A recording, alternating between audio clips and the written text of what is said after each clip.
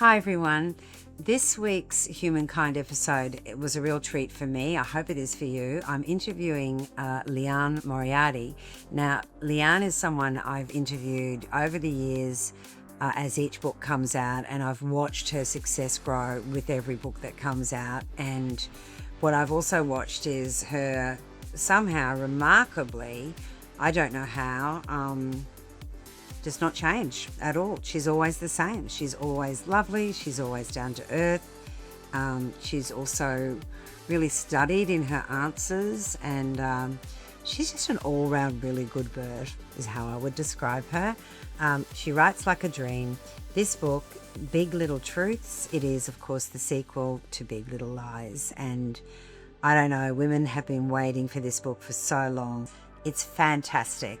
We meet the girls, the women 10 years on.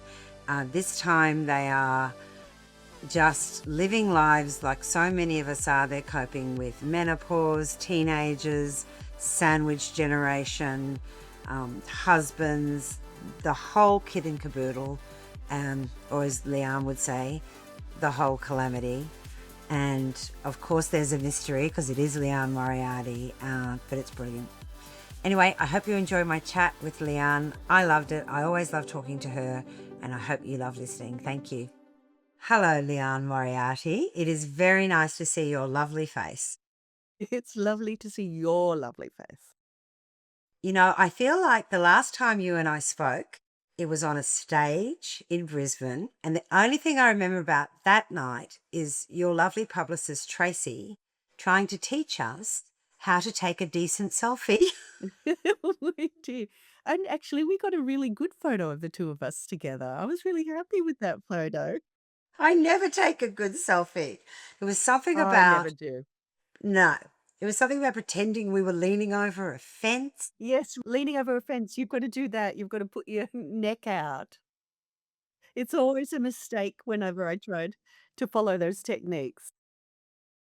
But look, speaking of seeing lovely faces again, congratulations on Big Little Truths. I have spent the last few days immersed in the Purewee Peninsula with all your old friends, Madeline, Celeste, Bonnie, Jane, Renata, and I have loved every minute of it, I must say. Now, this is your first ever sequel. So I It guess my is. first question would Yes. be, what made you decide to write the sequel? And did you always know that you had unfinished business with these women? No, I absolutely did not know I had unfinished business. So I had always said, um, I had no interest in writing a sequel to any of my books. I can remember when the producers had first started talking about Big Little Lies, Reese Witherspoon sent me an email and she said, people are asking, is there any chance of a sequel? And I can remember writing back something like, no, I'm sorry, I'm not going to be like the Game of Thrones guy. I've got no interest in I understand why you're asking the question because that's wonderful if you have a series. And I always had this standard line that I've put my characters through too much, and so I've left them in a happy place, and I just want to leave them there. The first thing that happened was the show was such a success that everybody wanted a season 2. So then I said, "Well, I will come up with some ideas for you." But because I didn't know how to give them ideas without actually writing a book, I wrote a 50,000 word novella. But I did that and I was sort of proud of myself for doing it this way. I did it just for the show. So I wrote it with an American accent. Um, and even, which I now wish I did not, I even made some changes to my own characters' backstories from the book to suit the show that I thought would work better for the show. So that was the sort of first little fracture, I guess, in my announcement that I would never write a sequel. So I did that. And then the years went by and people kept asking, is there likely to be a third season? And I did start saying, well, if I was to write a sequel, maybe this could be the one that I did it for because I wrote Big Little Lies when my children were little. And I had my children quite late. So I could see from all my girlfriends that the teenage years would present many challenges, but I knew that I would need to experience it myself first. So I started saying maybe I could do this. Um, but then the years went by, and there would sort of be this ebb and flow of interest in a new season of Big Little Lies. And so I wrote other books. In fact, I was writing a completely different book set in a high school with one of the storylines that I've ended up using in Big Little Truths. And what happened was there was another sort of swell of interest in we really should do a new season of Big Little Lies. And that's when I suddenly thought I could actually use this storyline. I could give this to my people for my Big Little Lies people. And so I said, I actually wish I hadn't said it out loud. I wish I'd just quietly done it. I said, okay, I'm going to write, I will. I'm doing it. After all this time, I will write a sequel. But the problem with me saying it out loud was that they then said, okay, where is it? We want it right now. 'Cause the film people are not, in the publishing world, as you know, they treat us with more delicacy. I think that, it'll be right when it's right. Whereas Hollywood said, what's taking so long? I've said many things out loud that I've regretted. So Yes, you're yes, not me too. alone there. We should just never say anything. But having decided that, okay, you're going to do it, you've said it out loud, it's real. What was it like for you? And I know you had the novella, but this is, a very whole return 10 years down the track. What was it like writing a sequel? And which of those characters did you love meeting again 10 years on? The wonderful part of it was that I loved the fact that I knew all the characters so well. So normally I'm not one of those authors who the characters come to them fully formed. For me, I get to know them through the process of writing them. So I normally when I write a new book, I miss my characters from the previous book because I knew them so well. And the new characters often feel a little bit cardboard like in the beginning until I get them moving. But with this one, I knew immediately who they were. So it was a pleasure really to return to all of them. I think in answer to your question, which one in particular, I think it was Madeline because she's always such fun to a feisty character, somebody who sort of responds in over the top ways is always really fun to write. She reads like she's fun to write. Good, good. So we Um, do meet them 10 years on, and this means kind of two big life stages are happening. Number one, these women are tottering or teetering or sliding towards 50, all the fun that comes with that, perimenopause, menopause. It means that their kids are teenagers and all the fun that comes with that. How is writing about women in that stage of life? I definitely did not think, okay, here I am writing about women in their 50s. It was just that, well, here we are 10 years later. So Madeline's turning 40 in the first chapter of Big Little Lies. So I had her turning 50 in the first chapter of Big Little Truths. Um, and the great thing about being in your 50s is there is so much material that your 50s offers you, which I'm sure when I was in my 20s or even my 30s, I think I would have thought that when you're in 50s, it was just sort of a neutral, irrelevant time. um, I had no, I had no idea of, I think the fact that you're still a person in your 50s, and I guess that's going to, I assume my characters will keep growing older along with me. Um, I do that because it's a way of exploring what's going on in my own life and with all my friends. This is what's preoccupying us. And so really it was just fantastic that there is so much that you've got aging parents, you've got menopause and perimenopause, and you've got teenage children. So you've just got a lot going on. And in Madeline's case, she's got an ex-husband, and it's just all happening. And then I feel bad about what I did to Madeline, but the truth of it is that life does that to you sometimes, that you think only one bad thing can happen at a time, but sometimes everything happens at once. That's so true. And this whole book, I feel like, is about the beautiful calamity of life and all the stuff that does happen to all of us as we age. Everything you just touched on, then, myself and my friends, the same. That sandwich generation, people getting sick, people dying, the whole thing starts to happen. And I just want to go back to what you said about the teenagers. My friend calls the teenage years the beautiful terror.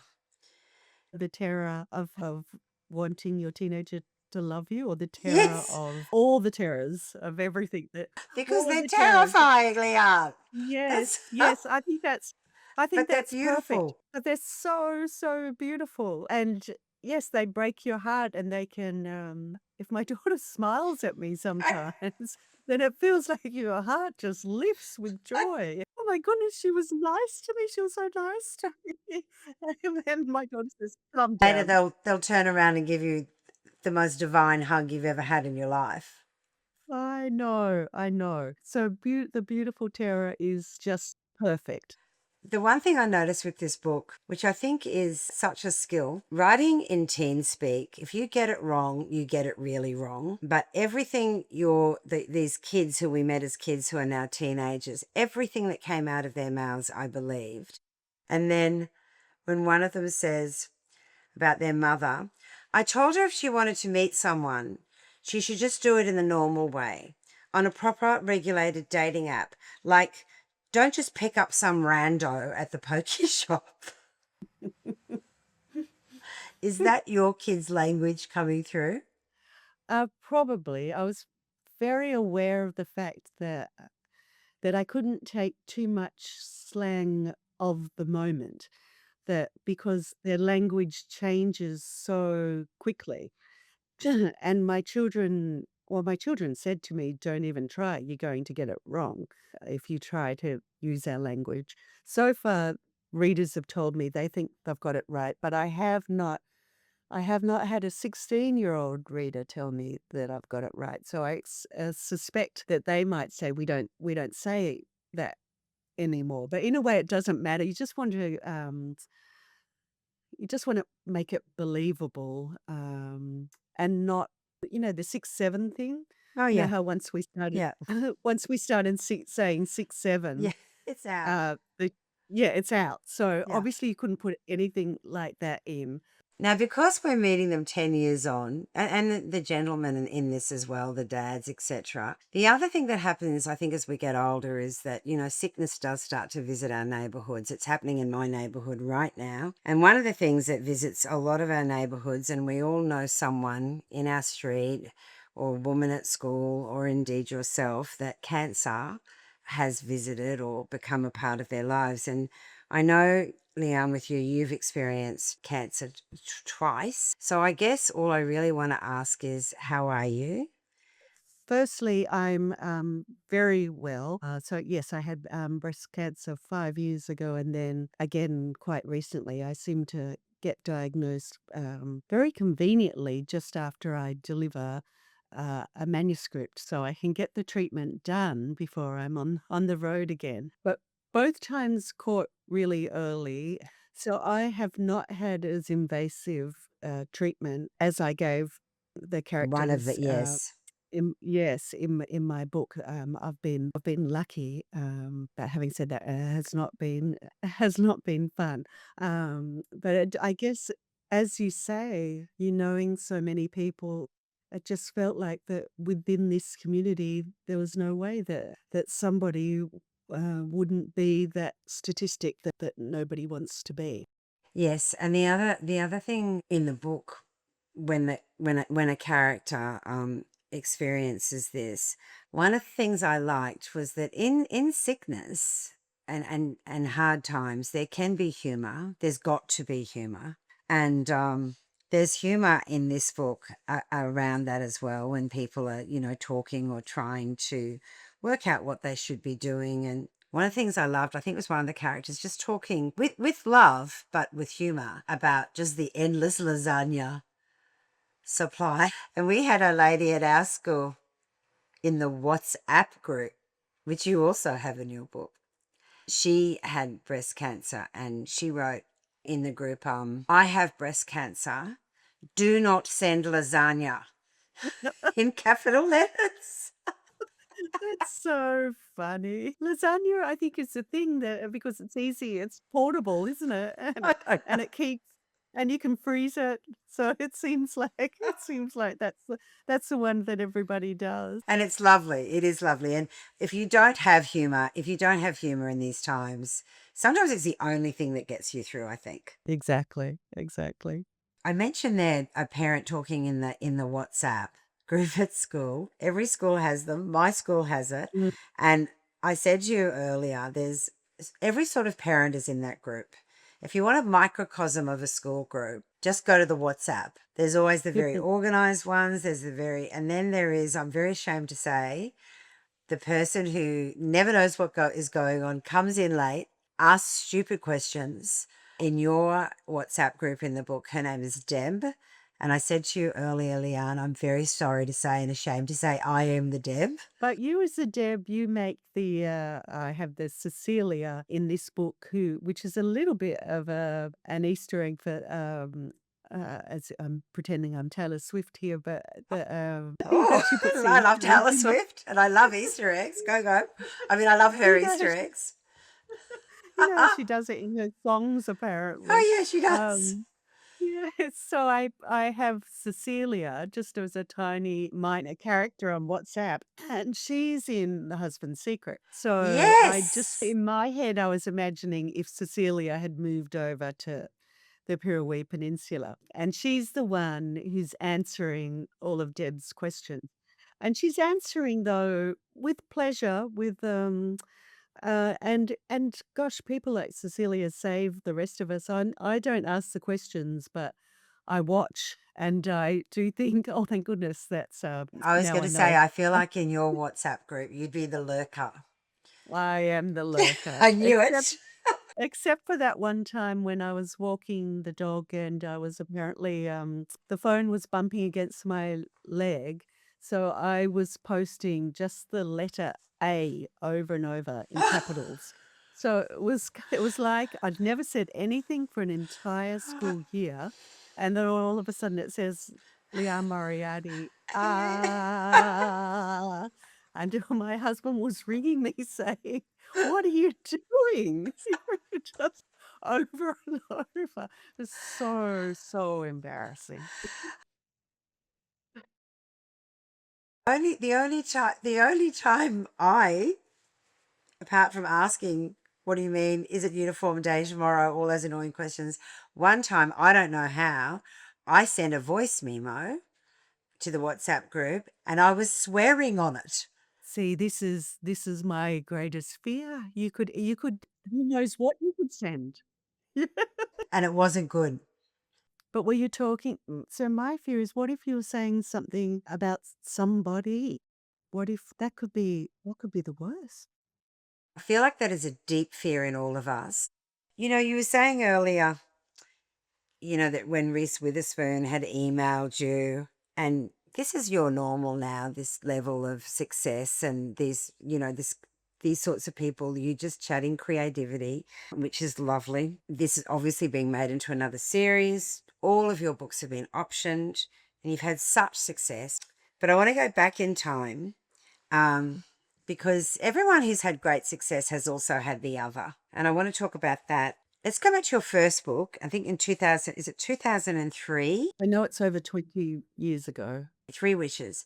And I know, Liane, because we've spoken about this before, I know that for that book, you came to Brisbane, you came to a bookshop. There were not that many people there. And all authors have had that experience. And I Mm. asked you what was the difference between that and going to the Emmys with Big Little Lies. And you said to me, well, my shoes hurt on both occasions. Did I? That is true. That is true. They did.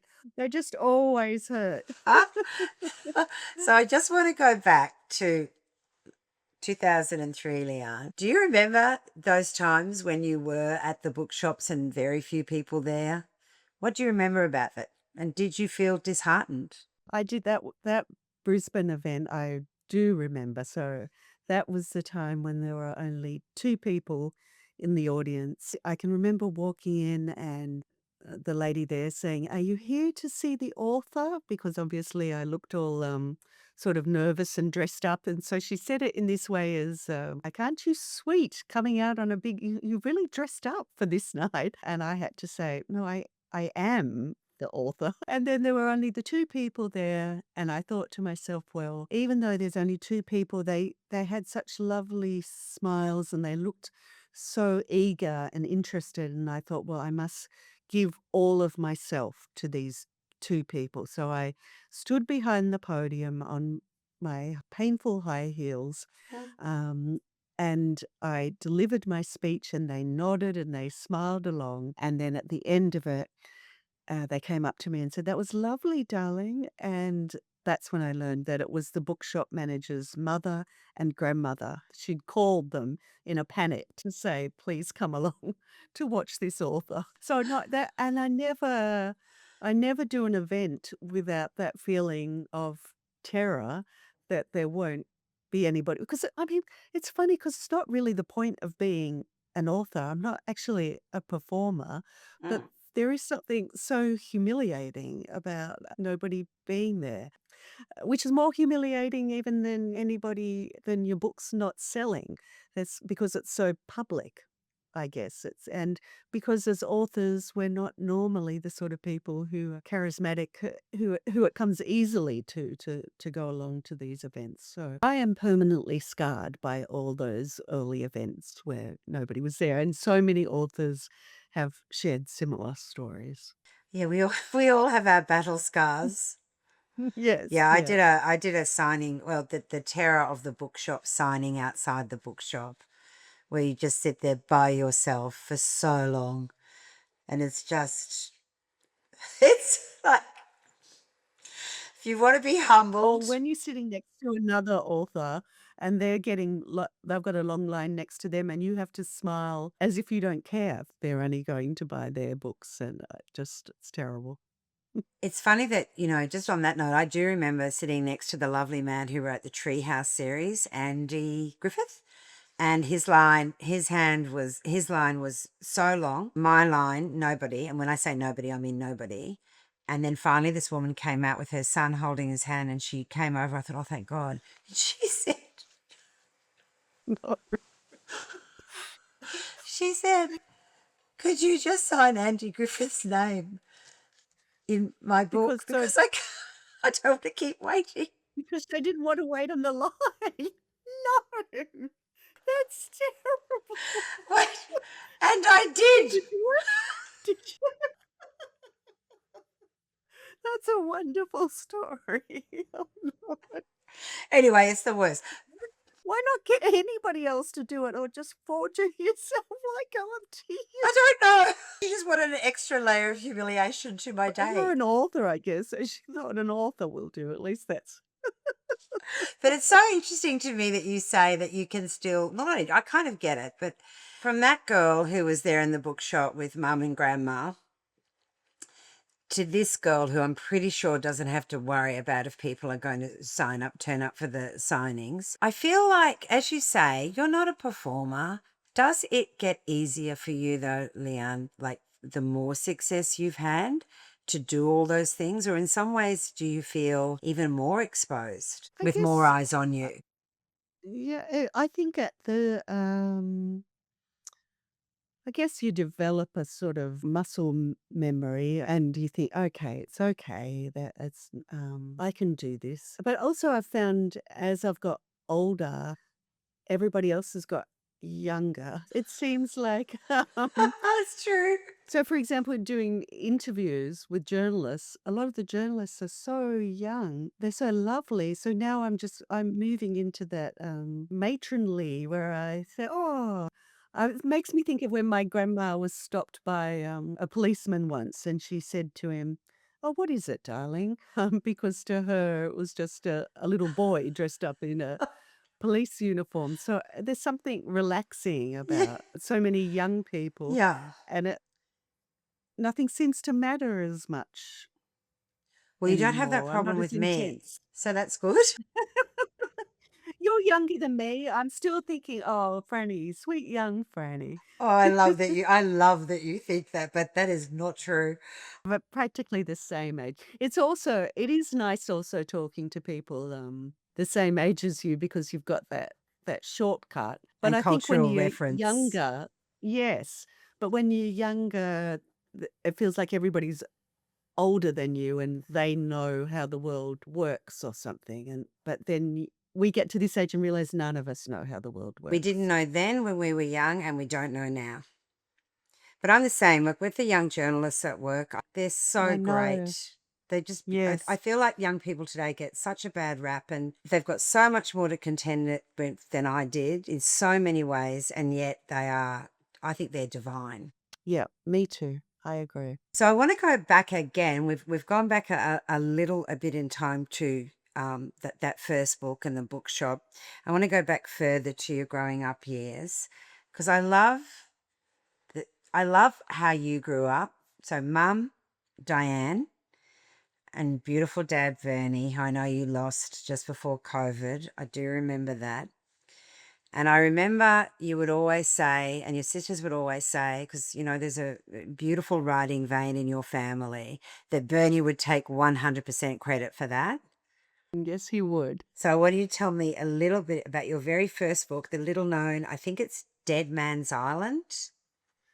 Was, Yes, I think it's yes, yeah. no, you're right. It was just called Dead Man's Island. I think I was trying to improve the title then, but it really was just called Dead You're Man's such a Island. writer. Well, I know. I was about to say, no, it was called The Secret of Dead Man's Island. It was not. It was called Dead Man's Island. Mum told me the story just recently, which I didn't actually remember because she was talking about a photo of me sitting on the front steps with a little notebook in my hand and a pencil. And Mum says that Dad said to me, so I would have been about 8 or 9, and that he said, what are you doing?" And I said, "I'm writing a story." And Mum said, "Oh," and Dad was just beside himself. He was so excited, and he said, "Okay, well, what if I commission you?" And he said, "Commission, that's a big word for you, but I'll commission you to write a story for me." What was the Um, rate back then? Do you remember? yes, so we believe it was $1 for an exercise book filled with words. And I say we because my sister Jackie, who's 2 years younger than me, we both got in on this commissioning gig. I think that sounds like a good deal because $1 would have bought a lot Yes, of that's lollies pretty back then. good. Yes, yes. Do you think Bernie was a thwarted writer? No, I don't think so. He was a storyteller and he was a entrepreneur. He was a self-made businessman. He was a aerial surveyor. His dream was to fly, which for growing up in a working class family, that would have seemed impossible. But he did get to fly. So he used to jump off the shed roof holding an umbrella in the hope that he would fly. So I think he was Ah, always really about making your dreams come true. So no, I don't think he ever would have wanted to have written a book. so here's your dad, and there's your mum, and she's also taking care of foster kids. Is that correct?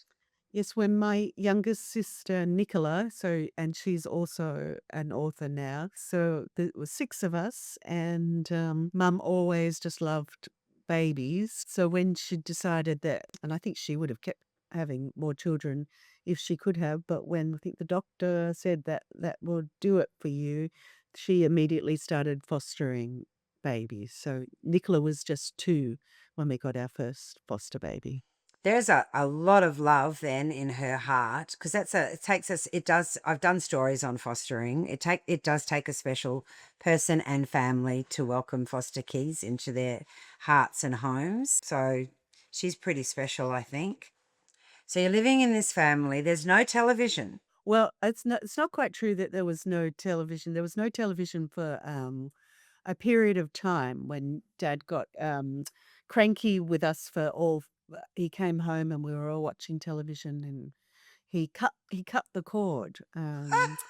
But I think he Did could, he? yes, and so but then I think they had a secret way of putting it back together again when they could watch Number 96 I at was about to night. say, I bet So they were watching Number 96 and The Box. yes, yes, so I think they did. That's It hilarious. felt like in our lifetime That's hilarious. forever that we didn't have a television, but no, I think we got it back fairly soon. We were the last family, I think, in our neighborhood to get a TV, I think, although memory plays tricks on you about childhood. But I It was going to does. say, in the absence of TV or some TV, how big a part were books and reading in your life? Because I don't know a writer who wasn't a big reader as a kid yet. Were you a big reader? And what was the first book you remember holding in your hands and reading and realizing that books could literally take you to another world?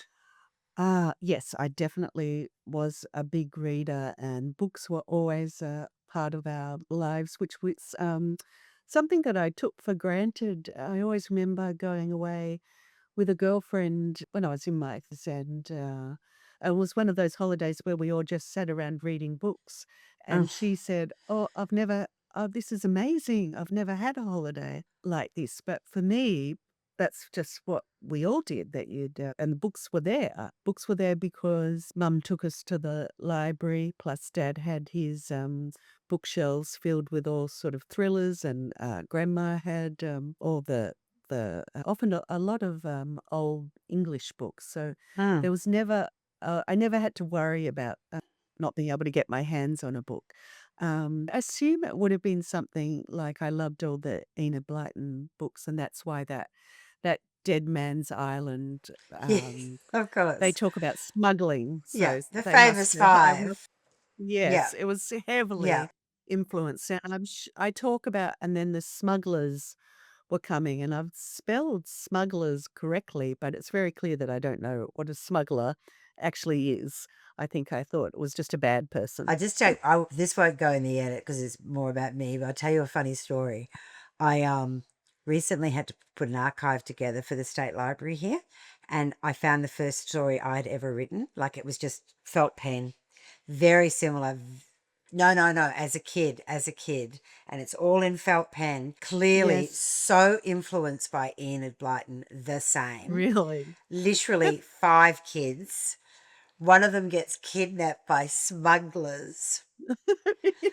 But the funniest part, Leon, is that it's pages and pages in this felt pen, and then I found it's all mixed up. But I found one page, and the smuggler writes a ransom note to the parents and puts it under a Mm. rock, and it says, if you want your kids back, you better give me $100. That's adorable. Because it would have been like $1 million. Yeah, kids, that was cheap back then, ransoms. You should put that in. That's gorgeous. Look, we've talked about early books. Let's go back to your book. And I thought it might be fun. The 5 women, Madeline, Renata, Bonnie, Celeste, and Jane, the 5 core. And of course, there is Mm, another woman that comes into the fold. And there are, of course, many other great characters. But those 5, I think, are the ones that readers kind of remember, well, not remember, but have in their hearts. They're the core mums mm, group. And I loved meeting them all again. I was going to see if we could play a bit of a word game where I say a mm. woman's name, one of the characters, and you give me one word back for who they are today when we meet them, how you describe them. Good.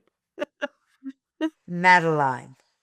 Stressed. It's just stress that she's just right there in the suffering the worst stress of her life.